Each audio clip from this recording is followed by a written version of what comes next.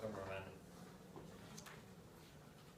One fateful night, on April 10th, 1947, 6 gang members committed an armed robbery of a Manhattan restaurant, shooting a police detective in the process.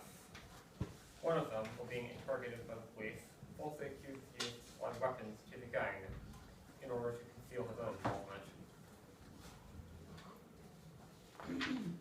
He was subsequently arrested and convicted with the other 6 of first-degree murder. The trial deteriorating into a surreal nightmare, the judge pronounces a death sentence. By the power invested in me by the state of New York, I sentence you to death by electrocution. As you are led from the courtroom, you feel as though you've been buried alive.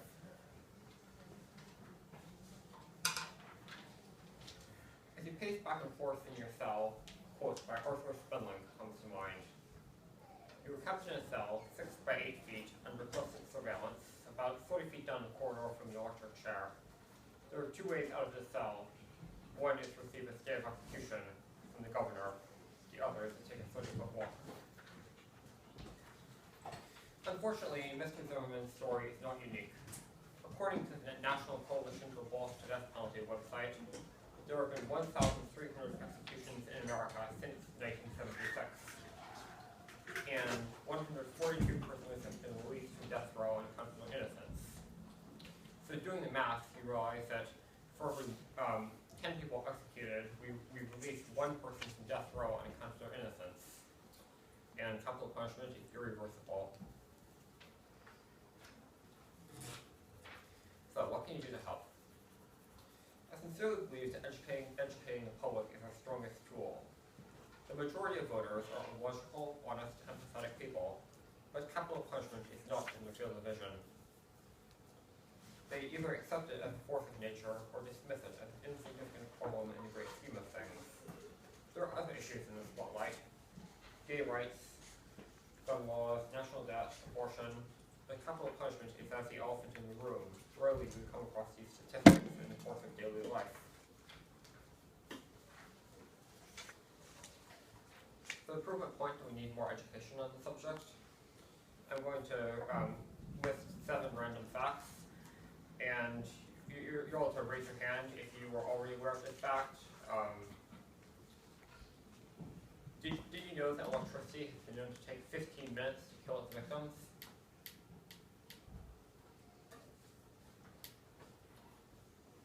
Did you know that as of 2009,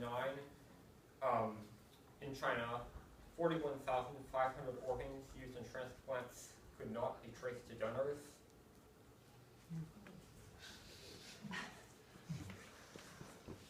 Did you know that in some parts of South America, among the Choco Indians, executions were performed by tying the victim to a nest of fire ants and having them eaten alive? Fire ants can reduce you to a skeleton in less than 6 minutes.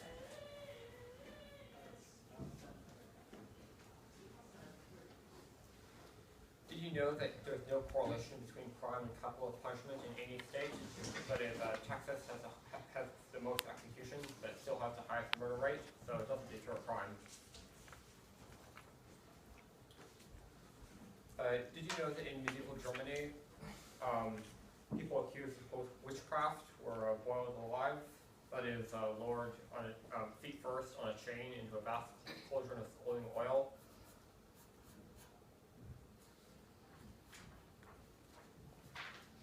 Did you know that early American justice featured half a dozen cases in which, after the quote murderer was executed, the quote murder victim was found to be alive, living in a different state under a different name?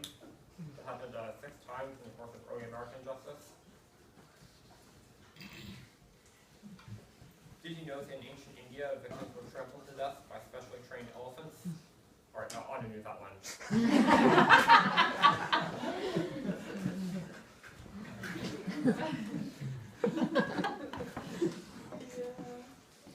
So if these facts were news to you, bear in mind that these 7 scraps of information are just the tip of the iceberg.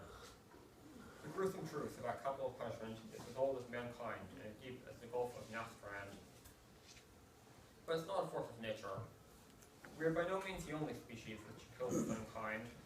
We're not the only animals that seek revenge. And we're not the only species which is cannibalistic. The cold, ritualistic, state-sanctioned killing is unique to mankind, and it's not too late to change your ways. In fact, many countries are doing just that. Around the world, the death penalty is falling into disuse or being abolished altogether. We're the last of a handful of civilized countries which maintain this nightmare out the dark ages, and it all comes from educating the public. I sincerely believe that once we understand the full picture, we will pass a constitutional amendment which will abolish the death penalty, and then we will encourage China to do the same. So, who here has been to Golden Gate Park and seen the Holocaust Memorial? It's like, yeah, we've seen it. It's by the Apostle Legion of Honor. It's like the plaster statues with the razor wire. Well, is it perhaps conceivable that in the distant future, after the death penalty has been globally abolished, we will see monuments in public erected to those who are victims of the most premeditated murder of all? So, if you're wondering what happened to the aforementioned Isidore Zimmerman at the beginning, know that he received a stay of execution 2 hours before he would have gone to the electric chair. During that time, a group of college students proved his innocence in a school project, and he was released after 24 years in death row. Isidore Zimmerman. Not George, different guy. In a few final words, I'd like to restate that we're not a civilization as long as the sword of justice treats blood like a sacrificial knife. Although one of man's most cruel traditions is sanctified by law and enshrined by the state, yet it is not set in stone. Like the wooden idols of long ago, they are the work of mortal hands, and what man has made, man can destroy.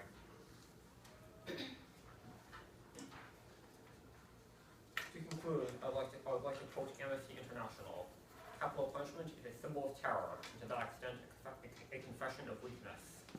It will always be a violation of our most fundamental human right.